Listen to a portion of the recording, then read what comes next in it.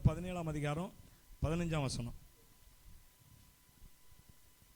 1 ராஜாக்கள் 17:15. செய்தால் அநேக நாள் சாப்பிட்டார்கள். மறுபடியும் யாராவது ஒருத்தர் வாசிங்க. அவள் போய் எலியாவின் சொற்படி செய்தால் அநேக நாள் சாப்பிட்டார்கள். இதில் பார்க்கிறோம், ஜெபம் பண்ணிடுவோம். நல்ல பிதாவே, நன்றியோடு துதிக்கிறோம், ஸ்தோத்தரிக்கிறோம். இந்த நாள் வார்த்தைக்கு அவனுடைய சமூகத்தில் வருகிறோம். கர்த்தர் ஆண்டவரே, நீர் இந்த வார்த்தை கொடுத்தீங்க, இதன் மூலமாய் உடைய பிள்ளைகளோடு நீங்கள் பேசுங்க என்று சொல்லி ஜெபிக்கிறேன் ஆண்டவரே. அப்போ அவங்களுடைய வாழ்க்கையில் சகல விதத்திற்கும் இந்த வார்த்தைகள் பிரயோஜனமாக இருக்குது. ஆவி ஆத்மா சரீரத்தில் சகல விதத்திலும் இந்த வார்த்தைகள் பிரயோஜனமாக இருக்கத்தக்கதாக ஆவியானவர் அனுக்கிரகம் செய்யுங்க, பேசுங்க. இயேசுவின் நாமத்தில் ஜெபிக்கிறோம் எங்கள் நல்ல பிதாவே, ஆமென் ஆமென். அவள் போய் எலியாவின் சொற்படி செய்தாள். இந்த வார்த்தையை தான் கர்த்தர் தெளிவாக கொடுத்தார். எனவே அருமையானவர்களே, இந்த இடத்துல நாம் பார்க்கிறோம், எலியா ஒரு பெண், சாரிபாத் என்ற ஊரை சேர்ந்த ஒரு விதவை. அவள் சீதோனுக்கு அடுத்த சாரிபாத் என்ற ஊர் போட்டிருக்கிற 9ஆம் வசனம் வாசி பார்த்தீங்கன்னா, வாசிங்க. அங்கே தங்கியிரு. போதும் சொல்றாரு ஆண்டவர். சொல்றாரு, நீ சாரிபாத் ஊருக்கு போ, சீதோனுக்கு அடுத்த சாரிபாத் ஊருக்கு போ, அங்கே உன்னை பராமரிக்கும்படிக்கு ஒரு விதவைக்கு கட்டளையிட்டேன் அப்படிங்கிறார். அப்போ இதில் நாம் பார்த்தோம் என்றால், இந்த விதவை, இந்த சாரிபாத் ஊரை சேர்ந்த இந்த விதவை, இதில் ஒரு பெரிய ஒரு காரியம் என்னன்னு கேட்டிங்கன்னா, இந்த எலியா இருந்த ஊர், அவன் இஸ்ரவேலில் இருந்தான். எங்க இருந்தான்? இஸ்ரவேல் தேசம் வந்து 2ஆ பிரிஞ்சது. எல்லாம் எப்படி பிரிஞ்சது சொல்லுங்க பார்ப்போம். ஒன்று இஸ்ரவேல், இன்னொன்று யூதா. 2ஆ பிரிஞ்சது. இதில் இஸ்ரவேல் தேசத்தில் தான் எலியா இருந்தார். இஸ்ரவேலும் யூதாவும் ஒரே தேசம் தானே, பக்கத்தில் தேசம் வைங்களேன், பிரிஞ்சனால. அப்போ இந்த இஸ்ரவேலுக்கும், அதாவது எலியா இருந்த இந்த நாட்டுக்கும் இந்த விதவை பெண் இருந்தா பாருங்க, இந்த ஊருக்கும் கிட்டத்தட்ட 260 கிலோமீட்டர். ஹல்லேலூயா. சும்மா இல்லை, நீ எழுந்து போ அப்படின்னு சொன்னோன்னே சும்மா அப்படி போய் டக்குன்னு பஸ் ஏறி டவுன் பஸ் ஏறி இங்கேருந்து டவுனில் போய் இறங்குற மாதிரி அல்ல. எவ்வளோ கிலோமீட்டர்? 260 கிலோமீட்டர். இவர் எலியா இருந்த அந்த இஸ்ரவேலுக்கும் அவள் இருந்த அந்த ஊருக்கும். சரி, இவர் அந்த ஆண்டவர் இந்த வார்த்தையை சொல்லும்போது அவர் எந்த இடத்துல இருக்கிறார் தெரியுமா? எலியாவுடைய சொந்த ஊர் என்னது? இஸ்ரவேல்னு சொன்னேன். இருக்கிற அவன் தீர்க்க தரிசனம் சொல்லி கொண்டு வந்த இடம் இஸ்ரவேல். அப்போ அவன் இருந்த அப்போ ஆண்டவர் இந்த வார்த்தையை சொல்றாரு. அப்போ எங்க இருக்கிறான் தெரியுமா? கேரித்தாட் சண்டை சொல்றல்ல. நீங்க வாசிங்க, அதே 17ஆம் அதிகாரத்தில் 3ஆம் வசனத்தை வாசிங்க. நீ இவ்விடத்தை விட்டு யோர்தானுக்கு நேராக இருக்கிற ஒளித்துக் கொண்டிரு, உன்னை ஒளித்துக்கொண்டு ஒளிஞ்சுக்கோ அப்படிங்கிறாரு. கேரி தாட்சண்டைக்கு என்ன செய்ய, நீ போய் ஒளிஞ்சுக்கோ என்று சொல்லி அவர் என்ன, இந்த ஆகாப் ராஜா அவரை தேடுகிறாரு, எனவே நீ அங்கே போய் ஒளிஞ்சுக்கோ அப்படின்னு சொல்றாரு. சரி, இந்த கேரி தாற்றுக்கும் எலியா இருந்த எலியாவை கர்த்தர் போக சொல்ற சாரிபாத் அந்த ஊருக்கு எவ்வளவு தூரம் தெரியுமா? கிட்டத்தட்ட 160 கிலோமீட்டர். எவ்வளவு? அதாவது நான் எதுக்காக அதை சொல்றேன்னு கேட்டீங்கன்னா, இந்த தூரத்தை சொல்றேன்னு கேட்டீங்கன்னா, கர்த்தருக்காக வாழ நினைக்கிறவங்க அவர்கள் எதையுமே பெருசா நினைக்கிறது இல்லை கர்த்தருக்காக. ஹல்லேலூயா. அதுக்காக தான் சொல்றேன். கர்த்தருக்காக இந்த எலியா கர்த்தருக்காக தன்னை ஒப்பு கொடுத்தவன். நீங்க 17ஆம் அதிகாரம் 1 வசனத்தை வாசிங்க.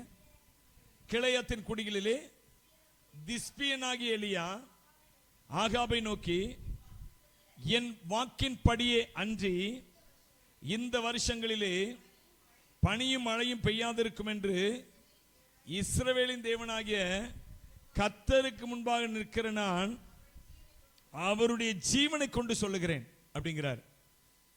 அப்ப இதுல இருந்து நீங்க ஒன்னு புரிஞ்சுக்கலாம், அவருடைய வார்த்தையை கொண்டு. என்னன்னா, கர்த்தருடைய ஜீவனை கொண்டு சொல்லுகிறேன் அப்படிங்கிறாரு. அப்படின்னா என்ன அர்த்தம்னா, கர்த்தரும் இவரும் அவர்கள் அவ்வளவு நெருக்கமா இருந்தாங்க. யாரும் இல்லாட்டா இப்படிப்பட்ட வார்த்தை என்ன செய்ய முடியாது, பிரயோகிக்க முடியாது. சொல்ல முடியுமா? சொல்லுங்க. சாதாரணமாக ஒரு ஜெபிக்கிற ஆள் கூட இயேசுவின் நாமத்தினால உங்களுக்கு இது நடக்கும் அப்படின்னு தைரியமாக சொல்ல முடியாது, அதிகாரமாக சொல்ல முடியாது. சொல்ல முடியுமா? முடியல, சொல்ல முடியல. ஆனா இவர் சொல்றார், கர்த்தருடைய ஜீவனை கொண்டு நான் சொல்லுகிறேன் அப்படின்னு. யார் முன்னாடி சொல்றாருன்னா, அந்த தேசத்து ராஜாக்கு முன்னாடி. அந்த ராஜா எப்படிப்பட்டவன்னா, பொல்லாத மனுஷன். ஹல்லேலூயா. அவனுக்கு முன்னாடி சொல்றான், கர்த்தருக்கு முன்பா நிற்கிற நான். தன்னுடைய அதிகாரத்தை உறுதிப்படுத்துகிறான் எலியா. அப்ப பாருங்க, நான் எதுக்காக அதை சொல்றேன்னு கேட்டீங்கன்னா, தேவனுக்கா வாழ்றவங்க அவர்களுக்கு தூரம் ஒரு பிரச்சனை இல்லை, பணம் ஒரு பிரச்சனை இல்லை, ஹல்லேலூயா, நேரம் ஒரு பிரச்சனை இல்லை. தேவனுக்காக சொல்றேன், உலகத்துக்காக இல்லை. நேரம் தேவனுக்காக கொடுக்கிற நேரம் ஒரு பிரச்சனையே அல்ல. தேவனுக்காக எதையும் விடுவது ஒரு பிரச்சனையே அல்ல. எது சொன்னார்ல, ஒருவன் என்னை பின்பற்ற விரும்பினால் அவன் தன்னைத்தான் வெறுத்து அனுதின சிலுவை எடுத்துக்கொண்டு என்னை பின்பற்ற கடவன் அப்படின்னாரு. என்னது? ஒருவன் என்னை பின்பற்ற விரும்பினால் அவன் தன்னைத்தான் வெறுக்கணும் முதல்ல. அப்படின்னு என்ன அர்த்தம்? தன்னைத்தான் வெறுக்கன்னா நம்மளே வெறுத்தணும் அப்படின்னு அர்த்தம். தன்னுடைய சுயத்துக்கென்று எதுவும் இல்லை. வார்த்தையின் அர்த்தம் அதுதான். தன்னைத்தான் வெறுத்தென்ற என்ன அர்த்தம்? எனக்கென்று எதுவும் இல்லை, இப்பூமி சொந்தமில்ல, எனக்கென்று எதுவும் இல்லை, இப்பூமி சொந்தமில்ல, எல்லாமே இயேசு, என் இயேசு, எல்லாம் இயேசு, இயேசு, இயேசு, எல்லாம் இயேசு, இயேசு, இயேசு. பரலோகம் தாய் வீடு, அதை தேடி நீ ஓடு. பரலோகம் தாய் வீடு, அதை தேடி நீ ஓடு. ஒருவரும் அழிந்து போகாமலே, ஒருவரும் அழிந்து போகாமலே, தாயகம் வர வேணும் தப்பாமலே, நம்ம தாயகம் வர வேணும் தப்பாமலே. ஓ, இயேசுவால் பிடிக்கப்பட்டவன், அவர் இரத்தத்தால் கழுவப்பட்டவன். நான் இயேசுவால் பிடிக்கப்பட்டவன், அவர் இரத்தத்தால் கழுவப்பட்டவன். எனக்கென்று எதுவும் இல்லை, இப்பூமி சொந்தமில்லை, எல்லாமே இயேசு, என் இயேசு, எல்லாம் இயேசு.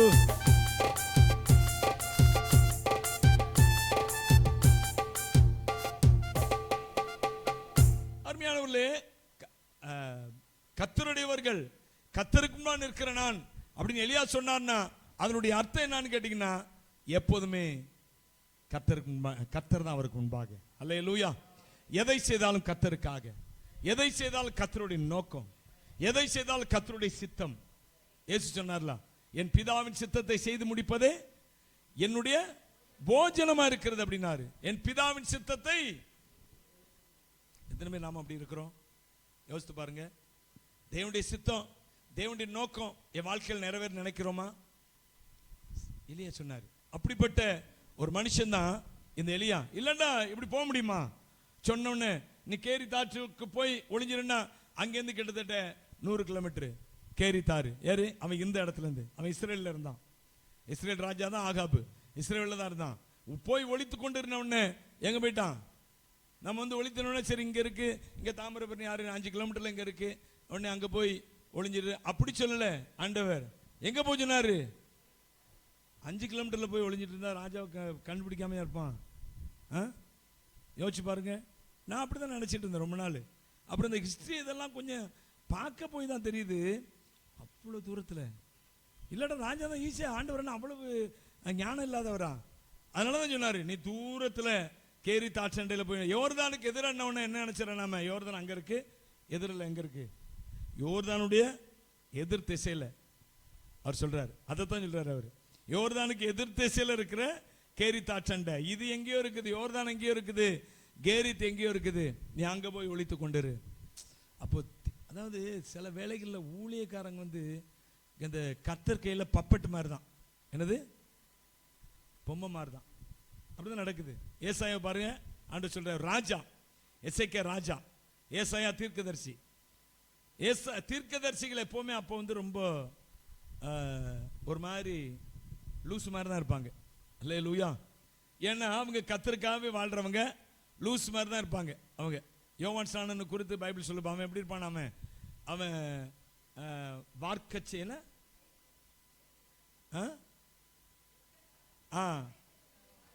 ஒட்டகமயிர் ஆடை, வார்க்கச்சை. அவன் சாப்பாடு என்னதான் வெட்டுக்கிளியான். வெட்டுக்கிளினா வெட்டுக்கிளி இல்ல, அது ஒரு வகையான கிழங்குன்னு சொல்றாங்க. ஆமா, வெட்டுக்கிளி காட்டுத்தேன். அதாவது தீர்க்கதரிசிகள் எப்பவுமே சாதாரண மனுஷங்களை போல இருக்க மாட்டாங்க.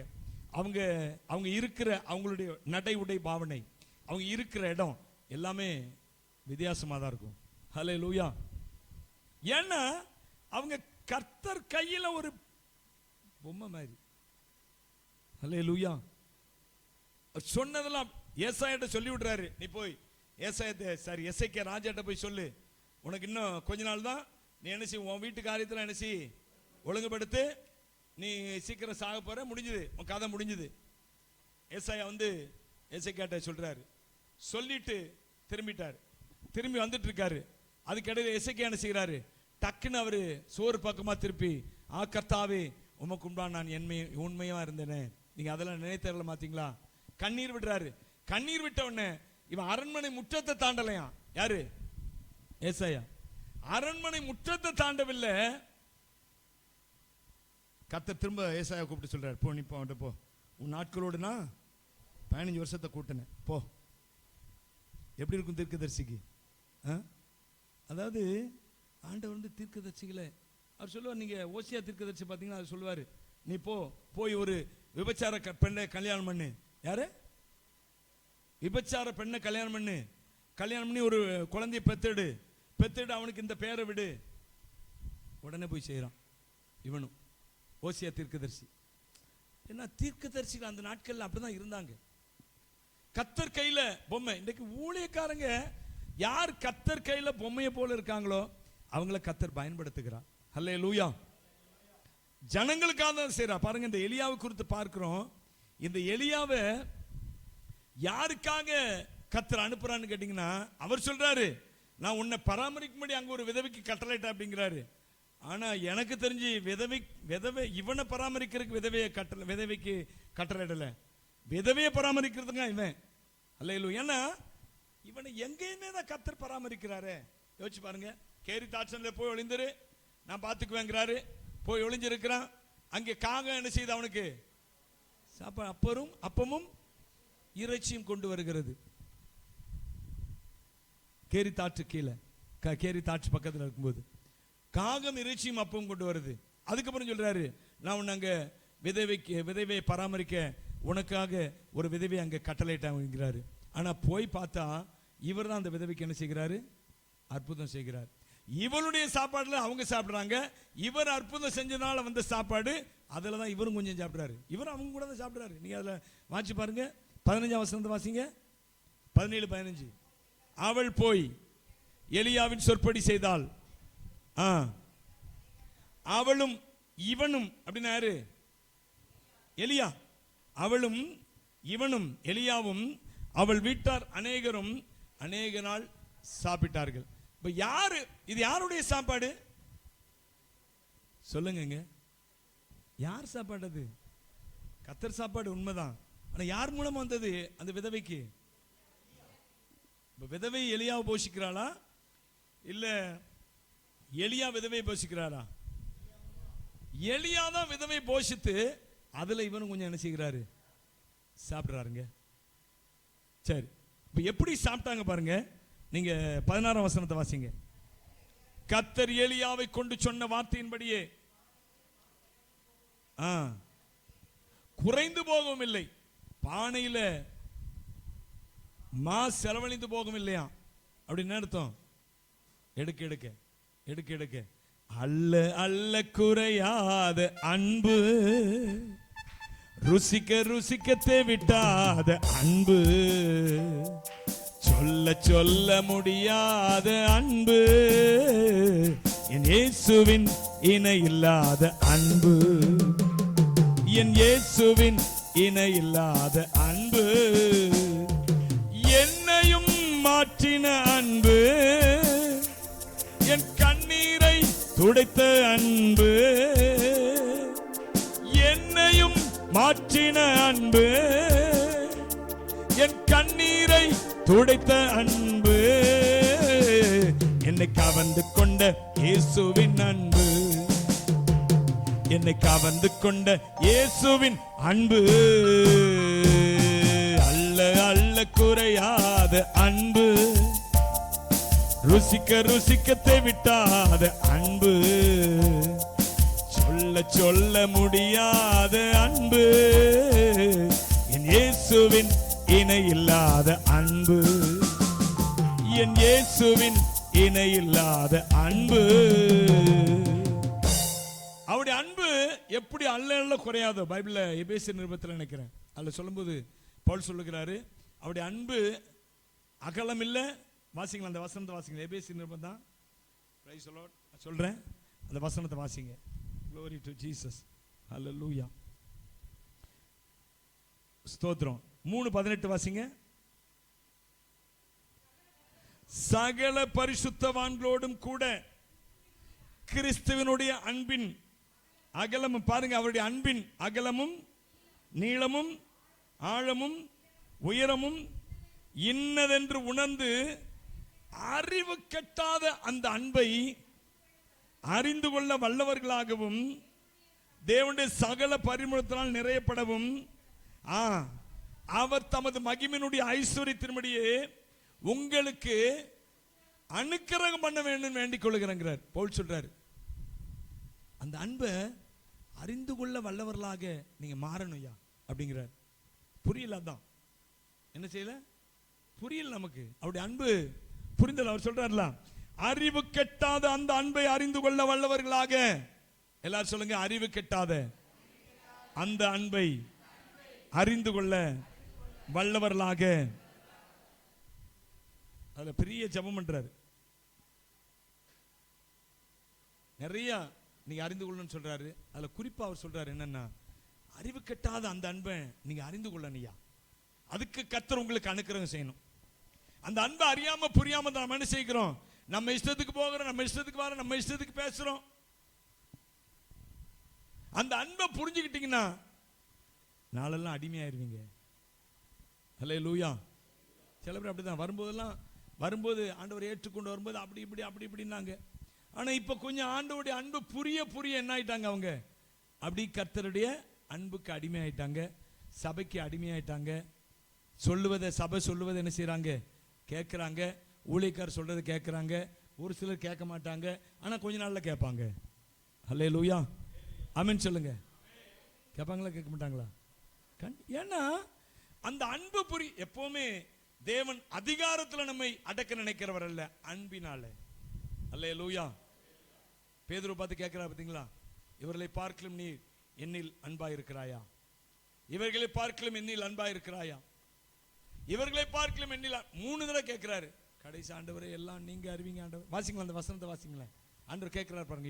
யோவான் புஸ்தகத்தில் யோவான் சுவிசேஷத்தில் அவர் சொல்றார் பாருங்க, கடைசி அதிகாரத்தில் 15 வாசிங்க. அவர்கள் 21ஆம் அதிகாரம் 15 அவர்கள் போஜனம் பண்ணின பின்பு இயேசு சீமோன் பேதுருவை நோக்கி, யோனாவின் குமாரனாகிய சீமோனே, இவர்களிலும் அதிகமாய் நீ என்னிடத்தில் அன்பாய் இருக்கிறாயா என்றார். அதற்கு அவன், ஆம் ஆண்டவரே, உம்மை நேசிக்கிறேன் என்றான். முடிச்சிட்டாரு. நீ அன்பா இருக்காயா? ஆமா ஆண்டவரே. அடுத்து 2ஆம் தடவை 16 வசனம். யோனாவின் குமாரனாகிய சீமோனே,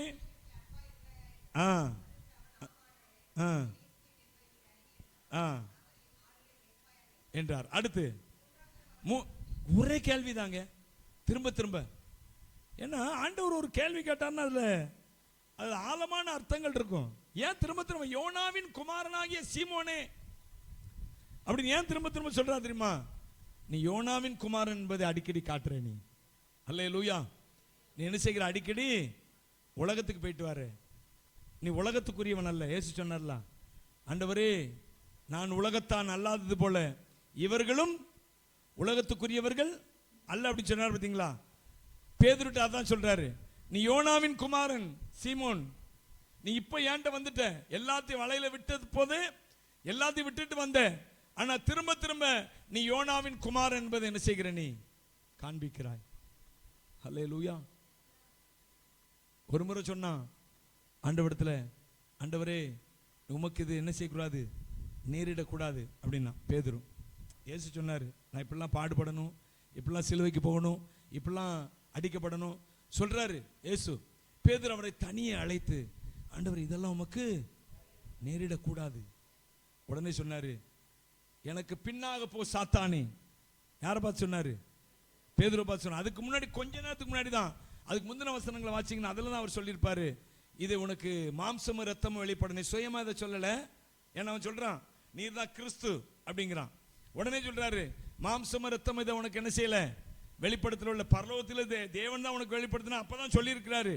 சொல்லி முடிச்சு இப்படி குமாரன், இப்படி மனுஷகுமாரன் இப்படிலாம் பாடுபட வேணும் அப்படி சொன்ன உடனே பேதுரு சொல்றான், ஆண்டவரே இதெல்லாம் உமக்கு. உடனே கர்த்தர் சொல்றாரு, எனக்கு பின்னாக போ சாத்தானே, நீ இடரலாய் இருக்கிறாய் என்று சொல்லி சொன்னார். அது ஒண்ணு. அடுத்து இயேசுவை பிடிக்க வராங்க. பிடிக்க வர்றப்ப என்ன செய்கிறான் இவன் பேதுரு தன்னுடைய கையில ஒரு பட்டயத்தை எடுத்து என்ன செய்கிறான், அந்த பிடிக்க வந்த அந்த சிப்பாய் காதுல என்ன செய்கிறான், ஓங்கி ஒரு வெட்டு, காது துண்டா போயிருது. உடனே இயேசு அந்த காதை எடுத்து திரும்ப ஒட்ட வச்சுட்டு அற்புதம் செய்துட்டு சொல்றாரு, பட்டயத்தினால நம்ம என்ன செய்ய முடியாது, ஒன்று சாதிக்க முடியாது. பட்டயத்தை எடுக்கிறவன் பட்டயத்தாலேயே சாவான் என்று சொல்லி அவன்கிட்ட சொல்றாரு. ஏன்னா அந்த யோனாவின் குமாரன் அந்த இவன் இயேசு கிட்ட வந்துட்டான், தன்னுடைய எல்லாவற்றையும் விட்டு விட்டு உலகத்தை வெறுத்து வந்துட்டான், சிலுவை எடுத்து வந்துட்டான். ஆனா திரும்ப திரும்ப அந்த யோனாவின் குமாரன் என்பதை என்ன செய்கிறாமே, திரும்ப திரும்ப காட்டுறான். அது மாத்திரமல்ல, கடைசியா இயேசு சிலுவைக்கு போகும்போது அவன் இயேசு பின்னாடியே போறான், அவரை விடவும் முடியல, பின்னாடியே போறான். அப்போ 2-3 தடவை என்ன செய்கிறான், நீ இயேசுவோடு கூட இருந்தவன், இயேசுவோடு கூட இருந்தவன் சொன்ன உடனே இவன் மறுதலிக்கிறான், இல்ல அவனை எனக்கு தெரியாது. என்ன சொல்றான், அவனை எனக்கு தெரியாது என்று சபிக்கவும் சத்தியம் பண்ணவும் தொடங்கினான் பேதுரு. திரும்ப யோனாவின் குமாரன் என்பதை காண்பித்தான். அதனாலதான் இயேசு சொன்னாரு திரும்ப திரும்ப, யோனாவின் குமாரனாகிய சீமோனே, இவர்களிலும் அதிகமாய் நீ என்னிடத்தில் அன்பாயிருக்கிறாயா. அப்போ இப்படிப்பட்ட யோனாவின் குமாரனை கூட கர்த்தர் தம்முடைய அன்பினால தன் பக்கம் இழுக்கிறாருங்க. அல்லேலூயா. எல்லாரும் இணைந்து பாடலாமா?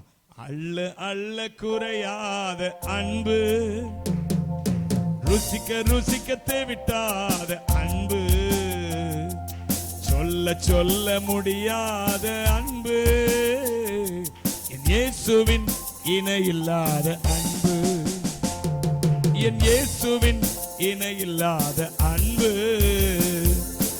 என்னையும் மாற்றின அன்பு, என் கண்ணீரை துடைத்த அன்பு, என்னையும் மாற்றின அன்பு, என் கண்ணீரை துடைத்த அன்பு,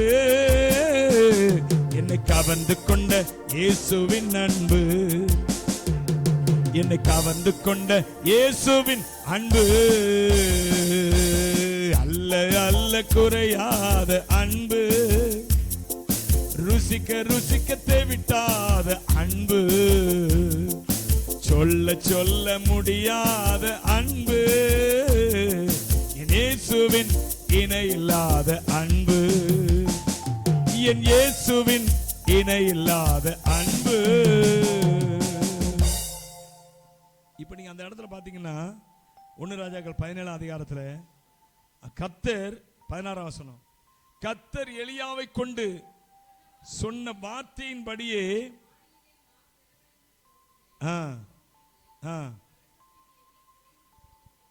கலசத்தின் எண்ணெய் குறைந்து போகவும் இல்லை, மா செலவழிந்து போகவே இல்லையா. யோசிச்சு பாருங்க. இப்போ ஒரு படி அல்லது ஒரு கிலோ எடுத்தோம்னா அந்த கிலோ என்ன செய்யணும், அதுல குறைஞ்சிருக்கணும்ல, அப்படிதான் செலவழிஞ்சிருக்குன்னு அர்த்தம். ஆனா பைபிள் சொல்லுகிறது அந்த மா என்ன செய்யல, அது ஒரு கிலோ எடுத்தா திரும்ப வந்து ஒரு கிலோ வந்துடும். ஹல்லேலூயா. அப்படிதான் இருந்தது. ஏன்னா இவள் எலியா சொன்ன வார்த்தையின்படி செய்தாளாம். நீங்க நான் ஏற்கனவே முதல்ல ஆரம்பத்தில் சொன்ன 15ஆம் வசனம் வாசிங்க. அவள் போய் எலியாவின் சொற்படி செய்தாள். அவள் எலியாவின் சொற்படி செய்தாள். அவருடைய குறையை மாறிட்டு, அவளுடைய தரித்திரம் போயிட்டு. நல்ல கவனிங்க, ஊரெல்லாம் பஞ்சம். ஹல்லேலூயா. என்னது? ஏன்னா இது எலியாவுடைய வார்த்தை தான். எலியா சொன்னாரு, என்னுடைய வார்த்தையின்படி அன்றி இந்த வருஷங்கள்ல பனியும் பெய்யாது. நீங்க வாசனம் முதல் 17ஆம் அதிகாரம் முதல் வசனம் வாசிங்க. ஆகாப் ராஜாவை நோக்கி, இந்த வருஷங்களிலே பனியும் மழையும் பெய்யாதிருக்கும் என்று இஸ்ரவேலின் தேவனாகிய கர்த்தருக்கு முன்பாக நிற்கிற ஜீவனை கொண்டு சொல்லுகிறேன். 3 வருஷங்க. எத்தனை வருஷம்? 3 வருஷம் பனியும் மழை இல்லை. தேசம் எப்படி ஆகும் யோசிச்சு பாருங்க. ஆனால் இவங்களும் சாப்பிட்டுக்கிட்டே இருக்காங்க. என்னன்னா கர்த்தருடைய அன்பினால அவர்களை கர்த்தர் என்ன செய்தார்? போஷித்துக் கொண்டே இருந்தார். அல்லேலூயா. அவளை ஆசீர்வதிக்கும்படியாக எலியாவை அனுப்பினாருங்க. எத்தனையோ நூற்றுக்கணக்கான கிலோமீட்டர்ல இருந்து எலியாவை அனுப்பினார். அருமையானவர்களே, ஊழியக்காரர்கள் அநேகரை ஒருத்தருக்காகவும் கர்த்தர் அனுப்புவார். அநேகரை இப்போ உங்களுக்காக இருக்கணும், நாங்கள் உங்களுக்காக ஒப்பு கொடுத்துருக்கிறோம். ஏன்னா கர்த்தர் அதுக்கு தான் எங்களுக்கு அந்த வேலையை தான் கொடுத்துருக்கிறார். இப்போ ஹல்லேலூயா. கையை வச்சு சொல்ல மாட்டீங்களோ? பிழைப்புக்கு ஏகப்பட்ட வழி இருக்குங்க. இப்போ கூட என்னால் பிழைக்க முடியும், அந்த அளவுக்கு முடியாமல் இல்லை. ஆனால் கர்த்தர் சொன்ன ஒரே காரியத்துக்காக என்ன செய்கிறோம் நாங்கள்? பாடுங்க. பவுல் சொல்கிறார் பார்த்தீங்களா? நீங்கள் எடுத்து வாட்சி பார்த்தீங்கன்னா 2 கொரிந்தியர் புஸ்தகத்தில் 2 கொரிந்தியர் புஸ்தகம், பிரைஸ் தி லார்ட், அல்லேலூயா, 1:6 வாசிங்க. ஆதலால் நாங்கள் உபத்திரவப்பட்டாலும் அது உங்கள் ஆறுதலுக்கும் ரட்சிப்புக்கும் ஏதுவாகும். நாங்கள் ஆறுதல் அடைந்தாலும் அதுவும் பார்த்தீங்களா என்னதான் சொல்ல வர்றாரு இதுல? நாங்கள் உபத்திரவப்பட்டாலும் உங்களுக்கு தான், ஆறுதல் அடைந்தாலும் அதையும் கத்துறேன். அல்லேலூயா. ஊழியக்காரங்க ஆரம்பத்தில், ஊழியத்தின் ஆரம்பத்தில் பாடுபடாத ஊழியக்காரங்க இருக்கவே முடியாது. தெரிஞ்சுக்க. நீங்க ஊழியத்துக்குன்னு வந்துட்டா கண்டிப்பா என்ன உண்டு? ஒருவேளை பின்னாடி அவங்க மகிமையை வாழலாம். ஆனால் ஆரம்பத்தில் கண்டிப்பா ஏன் ஆண்டவர் ஊழியத்துக்கு அழைக்கிறாரு? அவங்கள ஆசீர்வாதமா வச்சிருக்க முடியாதா? குறைவில்லாம நடத்த முடியாதா அப்படின்னு கேட்டீங்கன்னா நடத்தலாம், ஆனா நடத்த மாட்டாரு. ஏன்னா நீங்க ஆறுதல் இல்லாம வருவாங்க, பாடுபட்டு வருவாங்க, வேதனையோடு வருவாங்க, துக்கத்தோடு வருவாங்க, கண்ணீரோடு வருவாங்க, அநேக குறைகளோடு வருவாங்க. இவங்களை எல்லாம் நீங்க நடத்தி, பைபிள்ல எரேமியா புஸ்தகத்தில் ஒரு வசனம் இருக்குது, அவர்கள் அழுகையோடும் கண்ணீரோடும் வருவார்கள், அவர்களை நீரூற்றண்டைக்கு நான் நடத்துவேன் அப்படின்னு. கை வைத்து ஆமென் சொல்லுங்க. என்னது? அவர்கள் அழுகையோடும் கண்ணீரோடும் வருவார்கள். வாசிக்கிறீங்களா அந்த வசனத்தை? வாசிக்கிறீங்களா? எரேமியா 30, glory to Jesus, வாசிங்க. 31:9 வாசிங்க. அழுகையோடும் விண்ணப்பங்களோடும் வருவார்கள், வழி நடத்துவேன் அவர்களை தண்ணீர் உள்ள நதிகள் அண்டைக்கு. நல்ல கவனிங்க. அழுகையோட தான் வருவாங்க, விண்ணப்பங்களோடு தான் வருவாங்க, வேண்டுதலோடு வருவாங்க, கண்ணீரோடு வருவாங்க. யார்கிட்ட? ஊழியக்காரங்களிடத்துல. இவங்க அவங்கள புரிஞ்சுக்கணும். நான் இதுவரை வாழ்ந்திருப்பேன், எப்படி வாழ்ந்திருப்பேன்? ராஜ வாழ்க்கை வாழ்ந்திருப்பேன், சந்தோஷமா வாழ்ந்திருப்பேன், எனக்கு குறைவுனா என்னன்னு தெரியாது, பண கஷ்டம்னா என்னன்னு தெரியாது. நான் என்னையே சொல்லலை, பொதுவாக சொல்கிறேன். அப்படி ஒரு வாழ்க்கை வாழ்ந்துட்டு வந்திருப்பேன்னா, இப்படி இருக்கிற நான் ஊழியத்துக்கு வந்துட்டேன்னா, நீங்கள் வர்றீங்க பாருங்க, உங்களை உங்கள் இருதயத்தில் உள்ள பாரத்தை என்னால் புரிந்து கொள்ள முடியாது. அல்லேலூயா. அதனால தான் என்ன சொல்கிறாரு ஆண்டவர், என்ன செய்கிறாரு, ஊழியக்காரர்கள் அநேக பாடுகளுக்குள்ள அனுபவித்து உங்கள் பாடுகள் என்ன செய்யணுமா நாங்கள் புரிந்து கொள்ளணும். இயேசு கிறிஸ்து குறித்து வேதம் சொல்லுகிறது பாருங்க. அவர் ஸ்தோத்திரம் எபிரேயர் நிருபத்தில் 2ஆம் அதிகாரமா, அதில் நீங்கள் பார்த்தீங்கன்னா அவருடைய ரட்சிப்பின் அதிபதி வாசிங்க. எபிரேயர் நிருபத்தில், எபிரேயர் நிருபத்தை எடுத்துக்கொள்ளுங்க, வாசிங்க.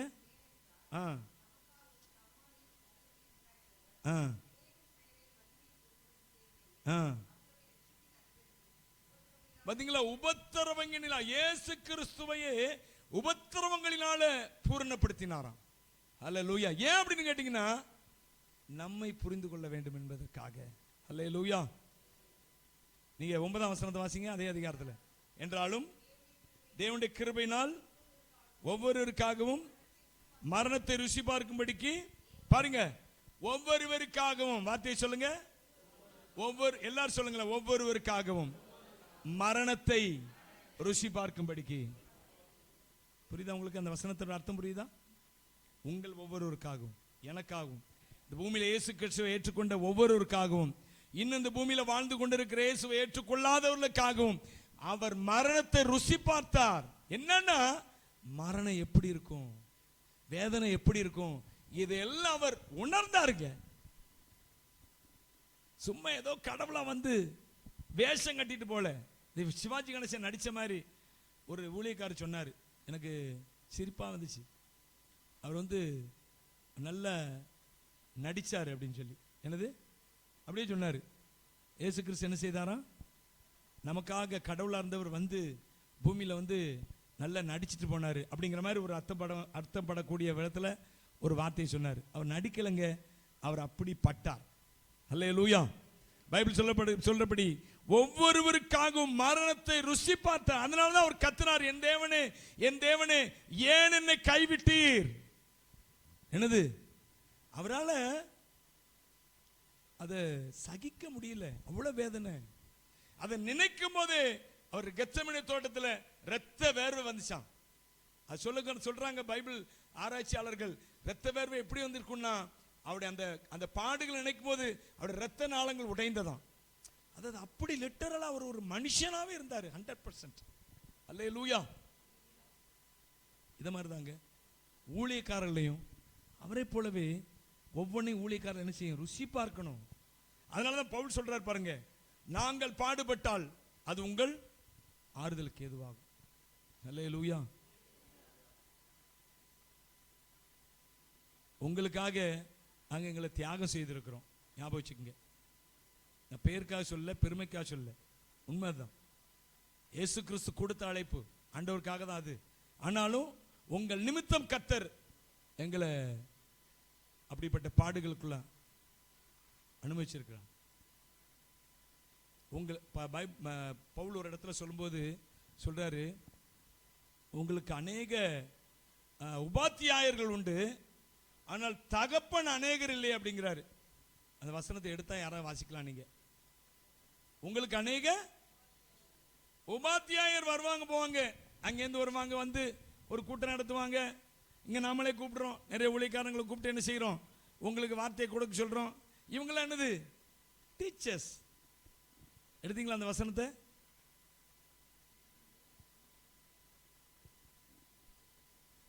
அநேக உபாத்தியாயர்கள், அநேக வாத்தியார்கள், அவங்கெல்லாம் தகப்பன் இல்ல. நல்லா புரிஞ்சுக்குங்க. அங்கேருந்து வருவாங்க, என்ன செய்வாங்க, உங்களுக்கு ஒரு பாடம் நடத்தி, செய்தி சூப்பரா இருக்கும். என்னது செய்தி எப்படி இருக்கும், கேட்க கேட்க 4 மணி நேரம் கேட்டுட்டே இருக்கலாம். ஆனா எங்க செய்தி அரை மணி நேரம் 3/4 மணி நேரம் நினைச்ச முடியாது. வாசிங்க. கிறிஸ்துவுக்குள் அவர் சொல்றார் 10,000. எத்தனை?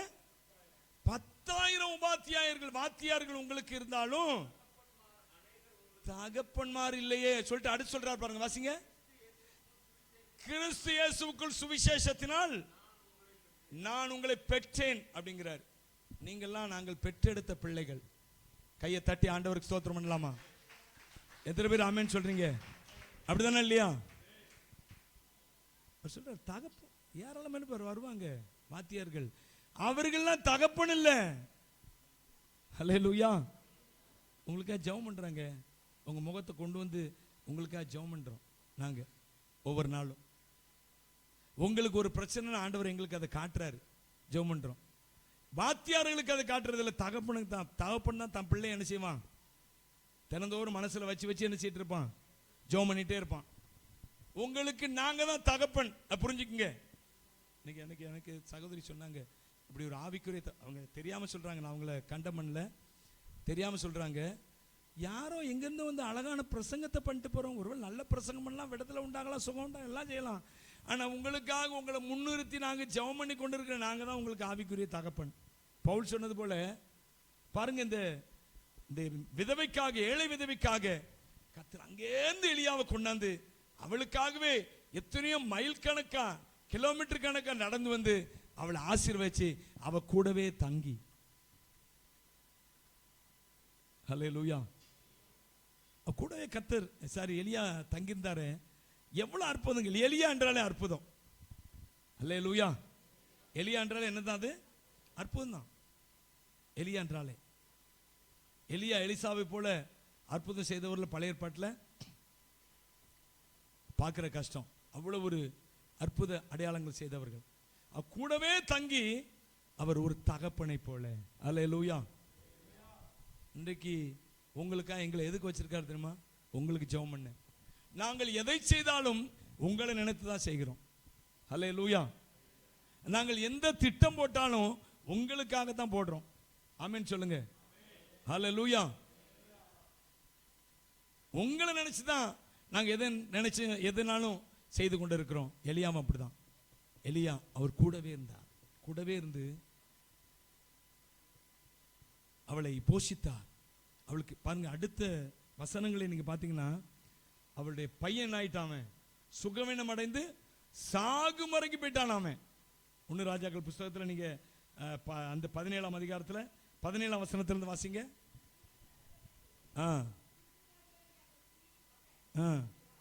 விழுந்தான். முதல்ல பாருங்க, எலியாவை கொண்டு அவர்களை போஷித்தார் கர்த்தர். எல்லா விதமான ஆசீர்வாதங்களாலும் போஷித்தார். அவர்கள் ஒரு நாள் குறைவுபடவே இல்லை. இவைகள் நடந்த பின்பு என்ன நடக்குது? வீட்டுக்காரியாகிய அந்த ஸ்திரீயின் மகன் விழுந்தான். சுவாசம் போகு மட்டும் அப்படின்னு என்ன ஆயிட்டுன்னா, வியாதி அதிகரித்து அவனுடைய சுவாசம் என்ன ஆயிட்டு, போயிட்டு செத்து போயிட்டான். அதிகரித்து கொண்டே இருந்தது.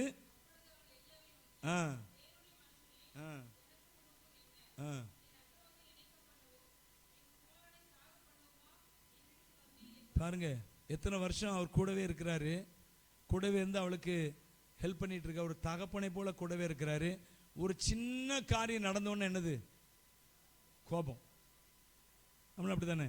கர்த்தர் செய்த நன்மைகளை நினைத்து பார்க்கிறதே இல்லை. ஒரே ஒரு தீமையை போன்ற ஒன்று, தீமை அல்ல, தேவன் தீமையை நமக்கு அனுமதிக்கிறவர் அல்ல. அல்லேலூயா. அது என்னது? அது தீமையை போன்ற ஒன்று வந்த உடனே என்ன வருது? கோபம் வருது, வருத்தம் வருது. அவ்வளவுதான். ஊழியக்காரர் மேல கோபம், சபை மேல கோபம். அற்புதம் செய்கிற கர்த்தர். இன்னும் நான் ஏற்கனவே பைபிள் ஸ்டடியில் சொல்லியிருக்கேன் தெரியுமா? என்ன சொன்ன? கர்த்தர் இன்னும் வேலையில் இருக்கிறார். ஞாபகம் இருக்கா? எத்தனை பேருக்கு ஞாபகம் இருக்கு? எந்த இதில் சொன்னேன்? சிசிஎஃப்ல சொன்னேன். கர்த்தர் இன்னும் வேலையில் இருக்கிறார். ஞாபகம் இருக்கா விஜய்? கர்த்தர் இன்னும் வேலையில் இருக்கிறார். அவர் செய்யற வேலை நமக்கு தெரியல. அவர் மறைந்திருந்து பார்த்து கொண்டிருக்கிறார். மறைந்திருந்து பார்க்கும் மர்மம் என்ன? அல்லேலூயா. என்ன செய்கிறார்? அவர் மறைந்திருந்து பார்த்து கொண்டே இருக்கிறாருங்க. ஆனா அவர் தன்னுடைய கண்களை என்னை விட்டு திருப்பவே இல்லை, நம்மை விட்டு திருப்பவே இல்லை. அல்லேலூயா. கர்த்தருடைய கண்கள் நீதிமான்கள் மேல் நோக்கமா இருக்கிறது. அவருடைய செவிகள் அவர்கள் கூப்பிடுதலுக்கு திறந்திருக்கிறது. எப்போது நோக்கமாக தான் இருக்கிறாரு. சில வேளைகள்ல தான் நமக்கு தெரியுது, சில வேளைகள்ல தெரியல. ஆனால் கர்த்தர் இன்னும் அவர் தன்னுடைய வேலையில தான் இருக்கிறாரு. உனக்காக எனக்காக அவர் கிரியை செய்து கொண்டு தான் இருக்கிறாரு. அல்லேலூயா. எலியாவுக்கு டென்ஷன் ஆகிட்டான் இந்த அம்மா சொல்றான். எலியா சொல்ற பாருங்க, 19ஆம் வசனம் வாசி பாருங்க.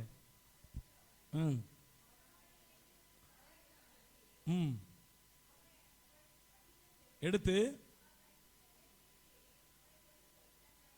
வைத்து என் தேவனாகிய கர்த்தாவே, அவனுக்கே व्यसனம் ஆயிட்டு. யாருக்கு? சில பேர் அப்படிதான் டென்ஷன் ஏத்தி, இந்த மோசே டென்ஷன் ஏத்தி விட்டாங்கல்ல மக்கள்.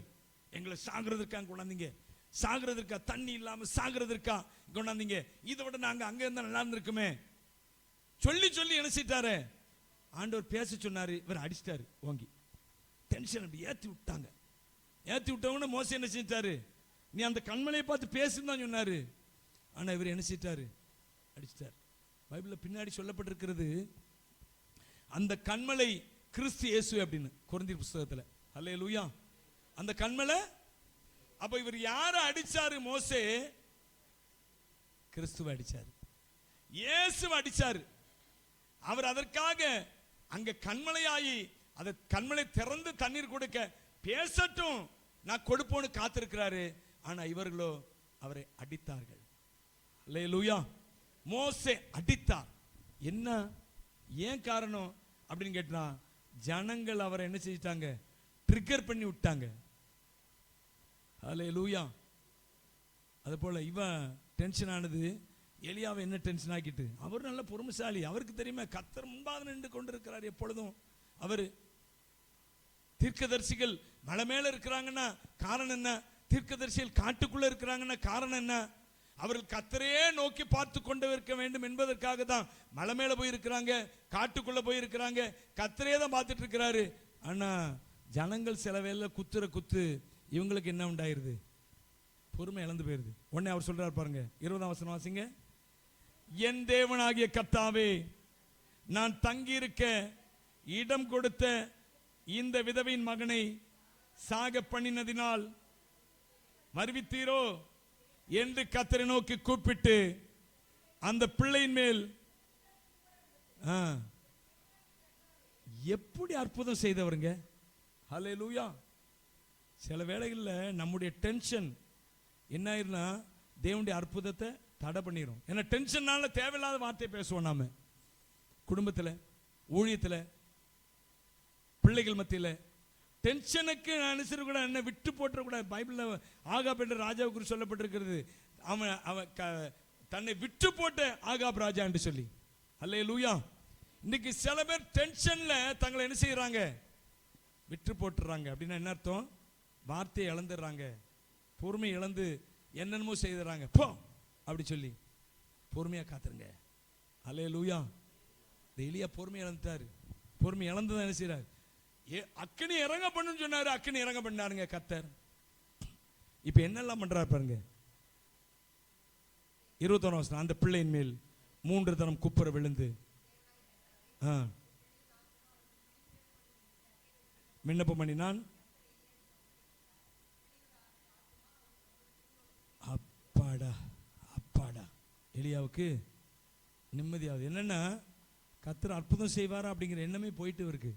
அவ செத்து போனோன்னு, நான் இருக்கிற இந்த வீட்டில் ஒரு சாவா, அவருடைய என்ன தான், எலியாவுடைய என்ன அது, நான் இருக்கிற அவர் இல்ல, இயேசுவே ஒரு வீட்டுக்கு வந்தாலும் அந்த வீட்டிலே சாவு நடக்கும். நடக்குமா நடக்காதா?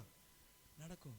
ஆனால் உயிர்ப்பிக்கிற ஆண்டவர் இயேசு இருக்கிறாரே, 4 நாள் கழித்தும் உயிர்ப்பிக்கிற ஆண்டவர் இயேசு அல்லவா அவர். லாசரு மரித்து, உங்களுக்கு இதாங்க என்னன்னா, உங்க வாழ்க்கையில குடும்பத்தில் என்ன வேணா நீங்க ஜெபிக்கிறவங்க தான். நான் ஜெபம் பண்ணேனே அப்படி நடந்துட்டேன், நடக்கும். ஆனால் அடுத்து என்ன நடக்குது? பைபிள்ல திருவள்ளுவர் ஒரு குறள் உண்டு தெரியுமா, என்ன, இடுக்கண் வருங்கால் நகுக அதனை அடுத்து ஊறுவது ஒப்பது இல் அப்படின்னு. என்னது அதனை அப்படின்னு என்ன அர்த்தம்னா, துன்பம் வரும்போது சிரிங்க,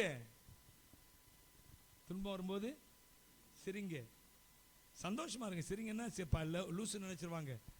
நீங்க சந்தோஷமா இருங்க. துன்பம் வந்தாலும் என்ன செய்யுங்க, நீங்க சந்தோஷமா இருங்க. அதுக்கு அடுத்து வர்றதை பாருங்க. அதுக்கு அடுத்து வர்றது மாதிரி ஒரு பெரிய நன்மையான காரியம் ஒண்ணும் இல்லை அப்படிங்கிற திருவள்ளுவர் சொல்றாருங்க. அல்லேலூயா. அதைத்தான் ஆண்டவர் சொன்னாரு. அவருடைய தீர்மானத்தின்படி அழைக்கப்பட்டவர்களாய் தேவனிடத்தில் அன்பு கூறுகிறவர்களுக்கு சகலமும் நன்மைக்கு ஏதுவாக நடக்கிறது. அவருடைய தீர்மானத்தின்படி அழைக்கப்பட்டவர் நீங்களும் நானும். நீங்க இருக்கிற வீட்டில் வியாதி வந்துச்சா, நீங்க இருக்கிற வீட்டில் பெரிய பிரச்சனை வந்துச்சா, நீங்க இருக்கிற வீட்டில் ஏன் சாவே வந்துச்சா, கவலைப்படாதீங்க. கர்த்தர் இருக்கிறாருங்க. அவர் லாசருவின் மேல் அன்பா இருந்தார். யார் மேல? லாசரு செத்து போனான். இந்த வார்த்தைக்கு இந்த வார்த்தை எவ்வளவு கான்ட்ரடிக்ஷன் பாருங்க. லாசருவின் மேல் அன்பா இருந்தார். லாசர் என்ன செய்தான்? ஏன் இந்த கான்ட்ரடிக்ஷன்னா, அடுத்த வார்த்தை சொல்லுகிறது, 4 நாள் ஆகி பிணமாய் போன அழுகி போன பிணமாகிய லாசரு அவன் உயிரோடு எழுந்து கர்த்தருடைய நாமத்தை மேம்படுத்தினான். கரங்களை தட்டி ஆண்டவரை ஸ்தோத்திரம் பண்ணுவோம். என் அன்பு தேவனுடைய பிள்ளைகளே, நான் ஏற்கனவே உங்களுக்கு இந்த வசனத்தை வாசிச்சிருக்கிறேன். இயேசுவை காணும்படியா வந்தாங்க ஜனங்கள். மரித்தோரிலிருந்து உயிரோடு இருந்த லாசருவை காணும்படியாகவும் ஜனங்கள் வந்தார்களாம். நீங்க வாசிங்களேன். யோவான் சுவிசேஷத்தில் 12ஆம் அதிகாரம் நினைக்கிறேன், நான் நினைக்கிறேன் யோவான் 12 நினைக்கிறேன். வாசிங்க. யோவான் 12 9 வாசிங்க. 9:10. அப்பொழுது யூதரில் திரளான ஜனங்கள் அவர் அங்கே இருக்கிறதை அறிந்து இயேசுவின் நிமித்தம், இயேசு அங்கே இருக்கிறார் அறிஞ்சு வர்றாருங்க. இயேசுவை பார்க்க. இயேசுவின் நிமித்தமா மாத்திரமல்ல, அவர் மரித்தோரிலிருந்து எழுப்பின லாசருவை காணும்படியாக ஜனங்கள் கூட்டம் கூட்டமா வந்தாங்களாம். எக்ஸிபிஷன் மாதிரி. இப்போ உள்ள நம்ம ஆட்கள் மாதிரி இருந்தாங்கன்னா லாசர் ஒரு ரூம்ல பூட்டி வச்சு வசூல் பண்ண ஆரம்பிச்சிருப்பாங்க. நம்ம ஆட்கள் அப்படித்தானே செய்யறாங்க. கொஞ்சம் ஃபேமஸ் ஆயிட்டுனா அதை வச்சு என்ன செய்யுது, அதை வச்சு என்ன, இப்போ தொழில் அதிபர்கள்லாம் பெரிய பெரிய பிசினஸ் மேக்னட்ஸ்லாம் இருக்கிறாங்க பார்த்தீங்களா, அவங்களாம் அதான் செய்யறாங்க. இதை வச்சு நம்ம என்ன செய்யலாம். ஹல்லேலூயா. ஒரு இடத்துல ஒரு ஃபேமஸான இடம் வருதுன்னா அதுக்கு 10 கிலோமீட்டர் தாண்டி உள்ள இடத்த என்ன செய்யறாங்க, அட்வர்டைஸ் பண்றாங்க. இதுக்கும் 10 கிலோமீட்டர் தான். என்னது, ஒரு ரியல் எஸ்டேட்னு வைங்களேன். ஒரு 4 கிலோமீட்டர் தூரத்தில் ஏதாவது ஃபேமஸான யூனிவர்சிட்டி வருது, இல்லை காலேஜ் வருது, ஏதோ ஒன்று வருது வைங்களேன். உடனே என்ன செய்யறான், 4 கிலோமீட்டர் தூரத்தில் இந்த யூனிவர்சிட்டி, இங்கே 4 கிலோமீட்டர் தூரத்தில் மெயின் ரோடு. அது மாதிரி சொல்லியிருப்பாங்க. லாசருவை வச்சு ஒரு பெரிய ஷோ நடத்தியிருப்பாங்க. லாசருவை காணும்படியாக வந்தார்களாம். என் அன்பு தேவனுடைய பிள்ளைகளை யோசிச்சு பாருங்க. இயேசு லாசரு மேல் அன்பா இருந்தார். இந்த லாசரு மரித்து போனான். மரித்து போன லாசருவை காணும்படியாக, மரித்து உயிரோடு இருந்த அந்த லாசருவை காணும்படியாக அநேகர் வந்தார். நான் என்ன சொல்றேன்னா, தேவன் என்னுடைய வாழ்க்கையில அனுமதிக்கிற எல்லாமே என்னுடைய நன்மைக்காகத்தான். கையை தட்டி ஆண்டவரை ஸ்தோத்திரம் பண்ணுங்க. கர்மியானவர் இந்த இடத்துல பார்க்கிறோம். எலியா அவர் கூடயே உட்கார்ந்துருந்தாருங்க. அவங்க சாப்பிட்ற சாப்பாடை சாப்பிட்டு அவங்களுக்கு அற்புதம் செய்து கூடயே உட்கார்ந்திருந்தார். இவளுக்காகவே எலியா அனுப்பப்பட்டார். உங்களுக்காக எனக்கா இயேசு வந்தார். உங்களுக்காக நாங்கள் இருக்கிறோம் இங்க. அல்லேலூயா. உங்களுக்காக ஜெபிக்க முடியும். எந்த நேரத்தில் கூப்பிட்டாலும் உங்களுக்காக ஜெபிக்க முடியாது, நாங்க இருக்கிறோம். ஏன்னா கர்த்தர் எங்களை அதுக்காக அனுப்பி வைத்திருக்கிறார். அவர் அனுப்பி வைத்த ஆட்கள் நாங்கள். எத்தனை பேர் விசுவாசிக்கிறீங்க? ஆமாதானா? அல்லேலூயா. எனவே பிரியமானவர், இந்த இயேசு நம்மோடு கூட இருக்கிற வரைக்கும், இந்த எலியா அவரோடு கூட அவளோடு கூட இருந்த வரைக்கும் அவளுக்கு கவலை இல்லாம இருந்தா. சாப்பாட்டுக்கு கவலை இல்லை, சுகமானாலும் கவலை இல்லை, ஏன் உயிர் போனாலும் கவலை இல்லை. இதே போல தாங்க இயேசு உங்களோடு கூட இருக்கிறவரை உங்களுக்கு எந்த கவலையும் இல்லை, பயம் இல்லை. சொல்றா பாருங்க, நீங்க வாட்சி பாருங்க. அதே 17ஆம் அதிகாரத்தில் 1 ராஜாக்கள் 17ஆம் அதிகாரத்தில் அவர் சொல்றாரு. 13ஆம் வசனத்தை வாசிங்க. அப்பொழுது எலியா அவளை பார்த்து, பயப்படாதே. அவர் சொல்றாரு, பயப்படாதே. என்னது? பக்கத்தில் பார்த்து சொல்லுங்க, பயப்படாதே, பயப்படாதே. எலியா சொல்ற, பயப்படாதே, உன் வார்த்தையின்படி நீ என்ன செய், என் வார்த்தையின்படி நீ என்ன செய், ஆயத்தப்படுத்துமா, போதும். கர்த்தர் சொன்னதை செய்துட்டு இருந்தா போதுங்க. இப்போ நாம ஆனா நம்ம கர்த்தர் சொன்னதை தவிர எல்லாத்தையும் நம்ம செய்வோம். அவர் சொல்லாதன்னு சொன்னா தைரியமா செய்வோம். நாம என் வீட்டில் பேத்தி இருக்கா பாருங்க, எதை எடுக்காத மனம் போய் மெனக்கேட்டு எடுப்பாவா. எதை செய்யாதன்னு சொல்றோமோ அடிப்பேன்னு சொன்னாலும் போய் எடுப்பாவா. அதே போலதான் நாம இருக்கிறோம், சின்ன பிள்ளை போல. நீங்க இப்படி இருந்தீங்கன்னா அது நீங்க சின்ன பிள்ளை தான். ஆவிக்குரிய ரீதியா கர்த்தர் சொல்லுகிற காரியம் எவ்வளவு கடினமா இருந்தாலும் என்ன செய்யணும்? இயேசுவின் பின்னால் நான் செல்வேன், திரும்பி பார்க்க மாட்டேன், திரும்பி பார்க்க மாட்டேன். இயேசுவின் பின்னால் நான் செல்வேன், திரும்பி பார்க்க மாட்டேன், திரும்பி பார்க்க மாட்டேன். சிலுவையின் முன்னால் உலகமை பின்னால், சிலுவையின் முன்னால் உலகமை பின்னால். இயேசு சிந்திய இரத்தத்தினாலே என்றும் விடுதலையே, இயேசு சிந்திய இரத்தத்தினாலே. இயேசுவின் பின்னால்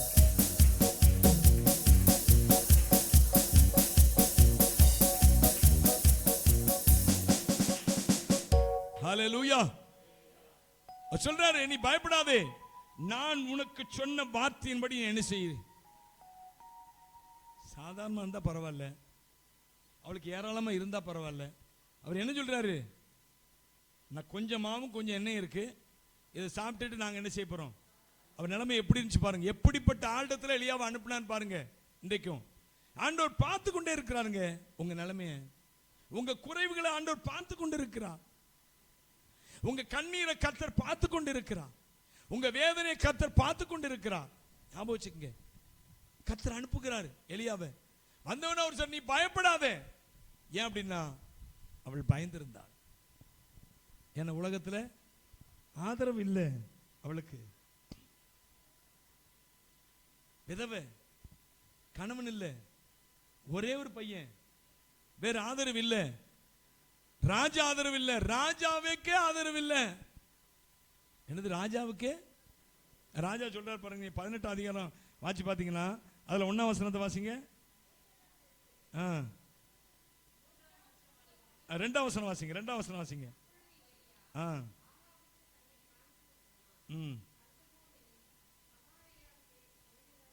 5ஆம் வசனம் வாசிங்க. ஆகாப் ஓபதியாவை பார்த்து, போ,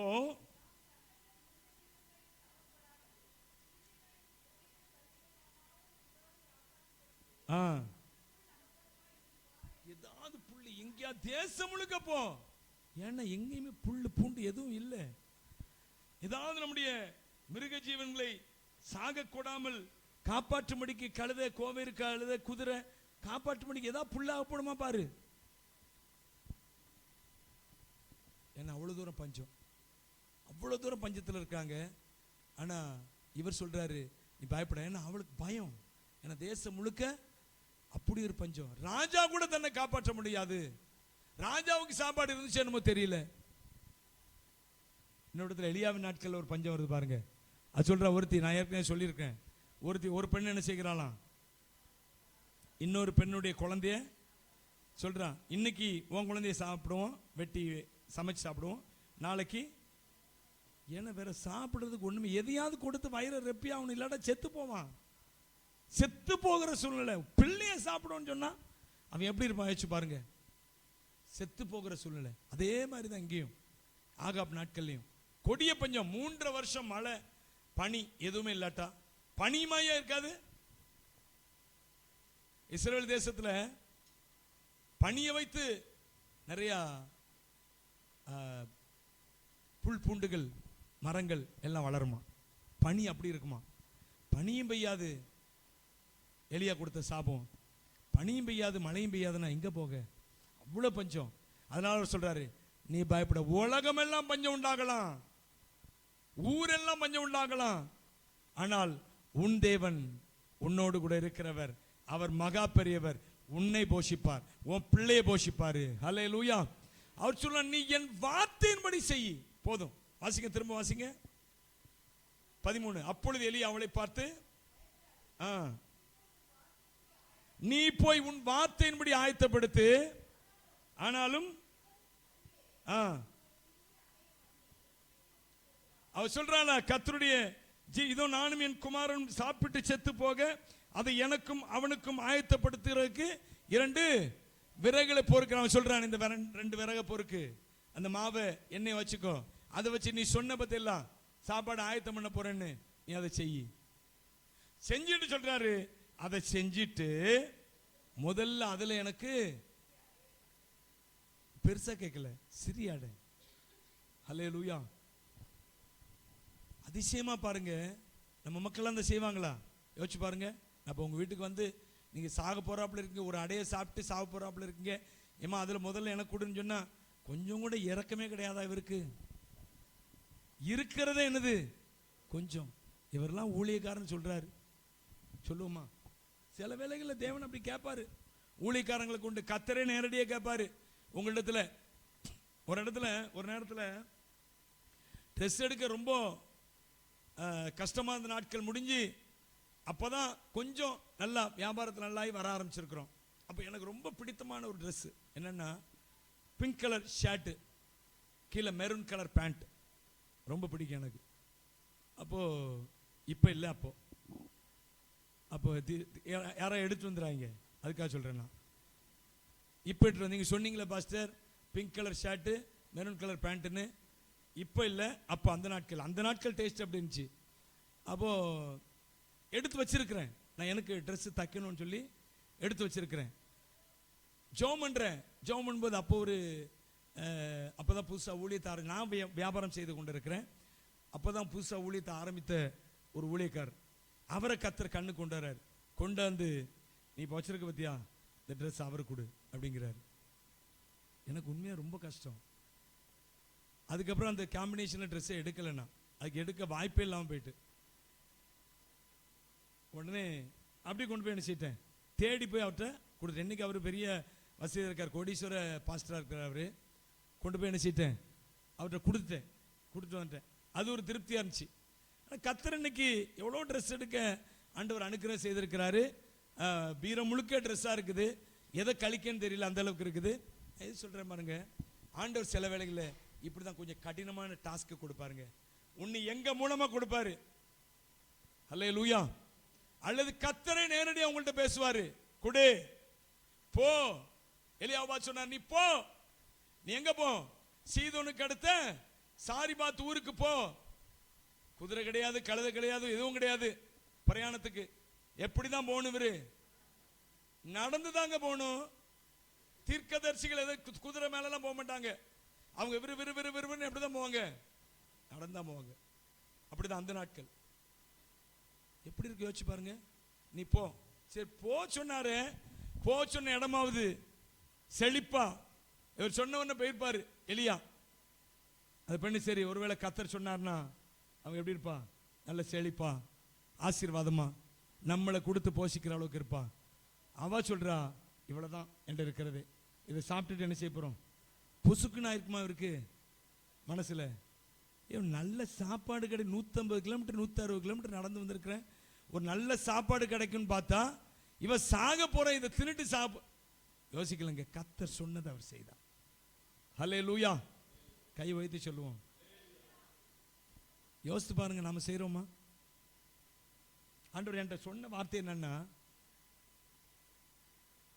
அவள் போய் எலியாவின் சொற்படி செய்தாள். அதான் என்கிட்ட சொன்ன வார்த்தை. என்னது? 15ஆம் வசனம், 17-15. அவள் போய், அப்ப எவ்வளவு விசுவாசம் உள்ள பெண்ணா இருந்திருப்பா பாருங்க. நான் எப்படி சொல்றேன், இவ கர்த்தரை குறித்து ஏற்கனவே கேள்விப்பட்டவா, அதனால அவர் சொல்றா, கர்த்தருடைய ஜீவனை கொண்டு சொல்லுகிறேன் அப்படிங்கிறா பாருங்க. நீங்க 12ஆம் வசனம் வாசிங்க. அதற்கு அவள், அல்லாமல் இல்லை என்று உம்முடைய தேவனாகிய கர்த்தருடைய, கர்த்தரை குறித்து கேள்விப்பட்டிருக்கிறாங்க. அவர் பெரியவர், அவர் பயங்கரமான காரியங்களை செய்கிறவர். அதனால சொல்றாவா, ஐயா உம்முடைய கர்த்தர் பெரியவர் தான். அவருடைய நாமத்தை கொண்டு அவருடைய ஜீவனை கொண்டு சொல்லுகிறையா, நான் உண்மையாக செத்து போகிறேன் சொன்னோன்னே இவருக்கு பகீர்னா இருக்கும். சாப்பிட ஒரு திருப்தியாக ஒரு இடத்துல வச்சு நம்மளை உட்கார வச்சு சாப்பிட வச்சு நல்லா தூங்க வைப்பார்னு பார்த்தா ஆண்டவர் எங்கே கொண்டு வந்து வச்சிருக்கிறாரு? ஒரு விதவை, ஒன்றுமில்லாத விதவை. ஆனால் அவர் அப்படி நினைக்கல. அவர் சுதாரித்து கொண்டார். என்னண்டா, கர்த்தர் என்னை இங்கே அனுப்பினார் என்றால் அதற்கு ஒரு பிரயோஜனம் உண்டு, அதற்கு ஒரு நோக்கம் உண்டு. ஹல்லேலூயா. அங்க வச்சு சொல்றாரு. சீதோன்ல சாரிபாத்துல ஒரு விதவை இருக்கு, அங்கேருந்து ஒரு பார்த்து கொண்டே இருந்தாரு இவளை. அப்ப கர்த்தர் அங்கேருந்து இவளை பார்த்தான்னா இவளை போஷிக்க கர்த்தர் சித்தம் கொண்டார். நான் இந்த இடத்துல வந்தேன்னா அதற்கு ஒரு பிரயோஜனம் உண்டு. நீங்க இந்த இடத்துக்கு வந்து ஒரு பிரயோஜனம் உண்டு. அல்லேலூயா. உங்களை போஷிக்க, உங்களை ஆசீர்வதிக்க தான் கர்த்தர் இங்க கொண்டு வந்திருக்கிறாரு. நீங்க இயேசுவின் இடத்துல வந்ததுக்கு ஒரு பிரயோஜனம் உண்டு. உங்களை நீங்க இருக்கிறதை பார்க்கல பல மடங்கு பெருகும்படிக்கு, உங்களை ஆசீர்வதிக்கும்படிக்கு தான் இங்க கொண்டு வந்திருக்கிறாருங்க. வீணாக்கிறாதீங்க. அல்லேலூயா. எலியாவின் சொற்படி செய்தாள் அவள். அப்படி நம்ம வந்து பேசிடலாம்.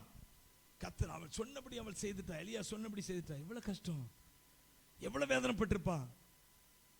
அவ இப்படி ஒரு அற்புதத்தை செய்வார்னு அவளுக்கு தெரிந்திருக்குமா? இருந்தாலும் சரி, அவர் சொல்லுகிறார், கர்த்தருடைய ஊழியக்காரர் சொல்லுகிறார், கொடுப்போம் என்று என்ன செய்தாவா? அப்படி கொடுத்தாருங்க. ஹல்லேலூயா. இன்னைக்கு செய்து பாருங்க. தேவன் சொல்லுகிறது, ஊழியக்காரங்க சொல்றது, சபையிலிருந்து சொல்லுகிறது நீங்க செய்து பாருங்க. உங்கள்கிட்ட இருந்து ஒரு சில காரியங்களை நம்ம இந்த வேணுக்கா சொல்லியிருக்கிறோம். இதை வந்து நீங்க யோசிக்க கூடாது. நீங்க உங்களால் முடிந்ததை, திரும்ப சொல்றேன், உங்களால முடிந்ததை நீங்க செய்யுங்க. இது மாத்திரம் சொல்லலை, சபையின் அநேக காரியங்களுக்காக நீங்க என்ன செய்யுங்க, நீங்க உங்களை தியாகம் பண்ணி கொடுங்க. கர்த்தர் எந்த காணிக்கையை கர்த்தர் உற்று கவனிப்பார் அப்படின்னு கேட்டீங்கன்னா, உற்று பார்ப்பார்னு கேட்டீங்கன்னா, தன்னிடத்திலிருந்து தியாகம் பண்ணி கொடுக்குறாங்கல்ல அந்த காணிக்கையை தான். எத்தனை முறை சொல்லியிருக்கிறேன், இந்த ஏழை விதவை என்ன செய்தாள்? அவள் தன்னிடத்துல இருந்ததையெல்லாம் போட்டு விட்டாள். பல ஐஸ்வர்யவான்கள் காணிக்க போட்டாங்க, அதை கர்த்தர் பேசல. ஆனா ஆண்டவர் பேசின காணிக்க எதுன்னு கேட்டீங்கன்னா, இவ தன்னிடத்துல இந்த 2 பைசாவை போட்டா பாத்தீங்களா, அதைத்தான் பேசினார். அவள் எல்லாரை பார்க்கலும் அதிகமாய் போட்டாள். அல்லேலூயா. கர்த்தர் காணிக்கை பெட்டி பக்கத்தில் உட்கார்ந்து இருக்கிறவர். நான் உண்மையா சொல்றேன், இந்த செய்தி வந்து நீங்க இந்த வேனுக்காக ரூபா கொடுக்கணும் ஏற்பாடு பண்ணப்பட்ட செய்தி அல்ல, கர்த்தர் கொடுத்தார். உண்மையா சொல்றேன். அவள் எலியாவின் சொற்படி செய்தாள் அப்படிங்கிற இந்த வார்த்தையை தெளிவாண்ட கொடுத்தார். எனவே நீங்களும் உங்க மாவு அது குறைந்து போகாம இருக்குன்னா, உங்கள்கிட்ட இருக்கிற கலசத்துல எண்ணெய் குறைந்து போகாம இருக்குன்னா, தேவன் சொன்னதை செய்யுங்க. கர்த்தருடைய ஊழியக்காரர் சொன்னதை செய்யுங்க. சபை உங்களுக்கு என்ன கட்டளையிடுறது அதை செய்யுங்க. அது போதும். அதுக்கு மிஞ்சி செய்யாதீங்க, அது குறைஞ்சி செய்யாதீங்க. கர்த்தர் எப்படினாலும் உங்களை ஆசீர்வதிப்பார். நான் சொல்றேன், நீங்க செய்தாதான் உங்களை ஆசீர்வதிப்பார் நான் சொல்லலை. அது முதல்ல புரிந்து கொள்ளுங்க. கர்த்தர் எப்படி என்ன செய்வார்? நம்மை நீங்க ஆண்டவரை தேடி வந்துட்டீங்கன்னாவே கர்த்தருடைய ஆசீர்வாதம் உங்களுக்கு உண்டாக ஆரம்பிச்சிட்டு.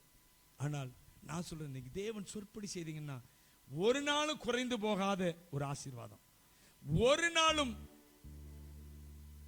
குறைவில்லாத ஒரு ஆசீர்வாதத்தை நீங்க பெற்றுக்கொள்ளுங்க. அவள் எலியாவின் சொற்படி செய்தாள். ஹல்லேலூயா. 2 காரியங்க. ஒன்னு, அவளுக்குள்ள கர்த்தரை குறித்த விசுவாசம் இருந்தது, அல்லது எலியாவை குறித்த விசுவாசம். எலியாவை குறித்த விசுவாசம், அது கர்த்தரை குறித்த விசுவாசம். எலியாவை குறித்த அல்லது கர்த்தரை குறித்த விசுவாசம் இருந்தது. இன்னொன்னு தைரியம் இருந்துச்சுங்க. கர்த்தருக்காக ஒரு காரியத்தை செய்ய என்ன வேணும் தெரியுமா? எனக்கு ஒரு சகோதரத்தில் பேசிட்டு இருந்தேன். ஒரு 4-5 நாளைக்கு முன்னாடி என்னுடைய நண்பர், அவர் ரொம்ப நெருங்கின நண்பர், அவர்கிட்ட பேசிட்டு இருக்கும்போது அவர் சொன்னார், என்னைய நான் எல்லாம் ஆண்டு குறை இல்லை, ஆண்டு நல்லா நடத்திட்டாரு, என் வயசு தான் அவருக்கு, நல்லா நடத்திட்டாரு, இனிமேல் ஊழியத்தை தான் செய்யணும், இனிமேல் எல்லாத்தையும் விட்டு ஊழியத்துக்கு வரலான்னு இருக்கிறேன் அப்படின்னாரு. இதே வார்த்தையை நான் ஊழியத்துக்கு வந்து அதே நாட்கள்லையும் சொன்னார் அவர். எப்போ, எத்தனை வருஷம் ஆச்சு? கிட்டத்தட்ட 25 வருஷம் ஆச்சு. 25 2001 பாருங்களேன். ஆமாம், 25 வருஷத்துக்கு முன்னாடி இதே வார்த்தையை சொன்னார். இப்பவும் அதே வார்த்தையை சொல்றாரு. என்னது? விசாம கர்த்தருக்கு ஊழியத்துக்கு வந்துட வேண்டியதான். அப்பவே சொன்னார். நான் சாட்சி சொல்லியிருப்பேன். யார் என் காரியமாய் போவான் அப்படின்னு கர்த்தர் என் காது கேட்க சொன்னாரு. எப்ப சொன்னாரு? 25 வருஷத்துக்கு முன்னாடி சொன்னாரு. இப்போ சொல்லிட்டு இருக்கிறாரு.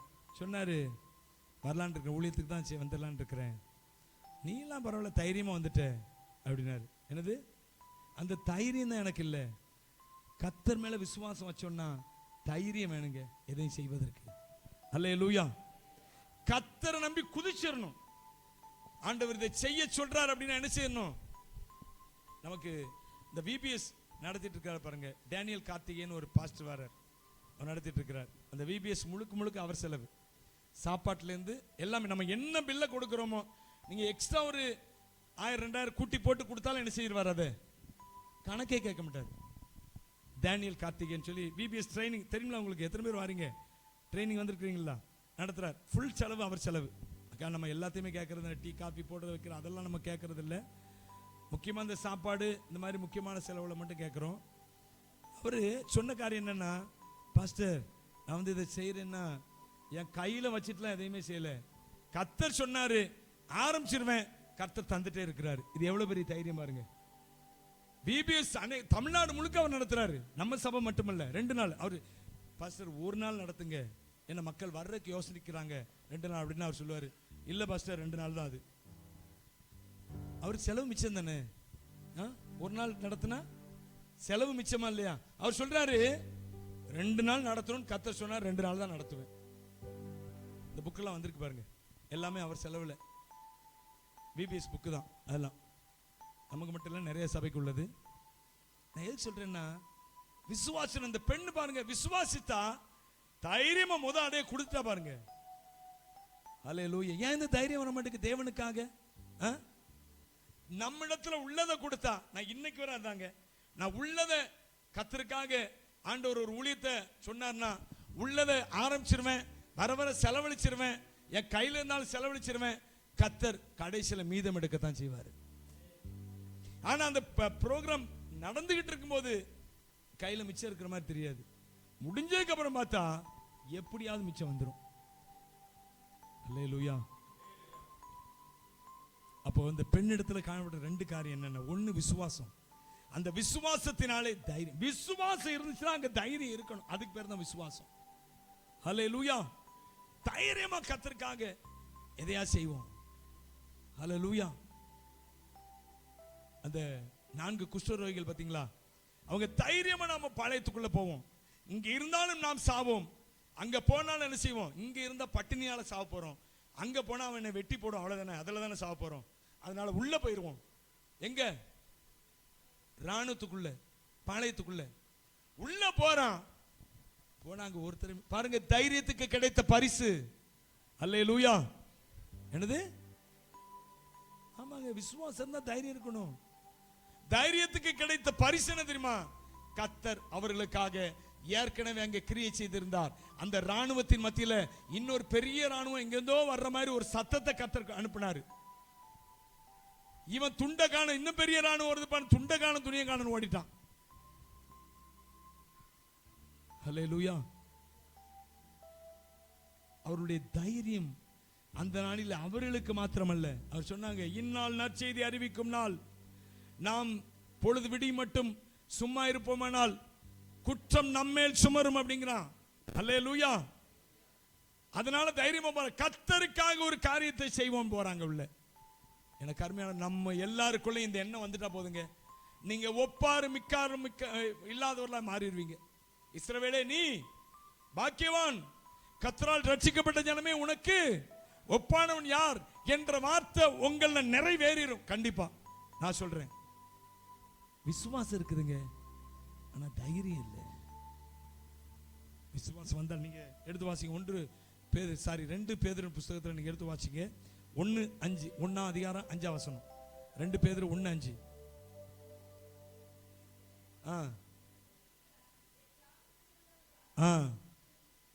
உங்கள் விசுவாசத்தோட தைரியத்தையும் ஞானத்தையும் இச்சையடக்கத்தையும் பொறுமையும் சகோதர சிநேகத்தையும் கூட்டி வழங்குங்கள்.